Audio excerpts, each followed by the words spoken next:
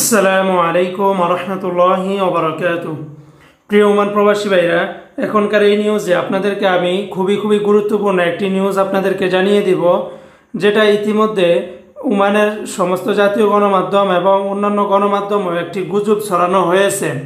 জি হ্যাঁ বন্ধুরা, তো গতকালকে থেকে আমরা ইউটিউবে এবং কিছু জাতীয় গণমাধ্যমেও দেখেছিলাম, যেখানে তারা উল্লেখ করেছিল যে আবার পুনরায় বাংলাদেশ থেকে আসতে নাকি বাংলাদেশে ঢাকা অবস্থানরত যেই ওমান দূতাবাস রয়েছে সেখান থেকে এনওসি পেপার নিয়ে আসতে হবে।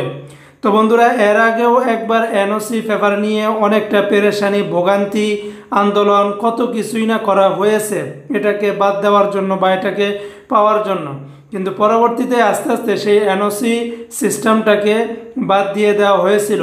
কিন্তু গতকালকের সেই নিউজে আমাদেরকে অনেকে পার্সোনালিভাবে প্রশ্ন করেছেন, কিন্তু আমি সবাইকে উত্তর দিয়েছিলাম যে এখনও পর্যন্ত সঠিকভাবে কোনো সিদ্ধান্ত আসেনি, সেই কারণে আপনাদেরকে জানাতে পারিনি। তো বন্ধুরা, এখন বাংলাদেশ যে ওমান দূতাবাস রয়েছে সেখান থেকে তারা একটি বিজ্ঞপ্তি দিয়েছে, যেটার পেপার আমার এই ভিডিওর স্ক্রিনে আপনারা দেখতেছেন, যে সমস্ত নিউজগুলো প্রকাশ করা হয়েছে এগুলো সম্পূর্ণ গুজব। চাই সেটা যেই কোনো জাতীয় পত্রিকা হোক অথবা অন্য কোনো ইউটিউব চ্যানেল অথবা অন্য কোনো ওয়েবসাইটে হোক, তো বন্ধুরা তাদের কথায় কান দিবেন না, সম্পূর্ণ গুজব রটানো হয়েছিল।